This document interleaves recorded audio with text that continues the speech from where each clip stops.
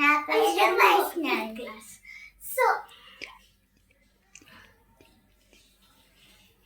నా ఏజ్ ఎంతంటే 10, నాకు 10 years. నాకు 6 years.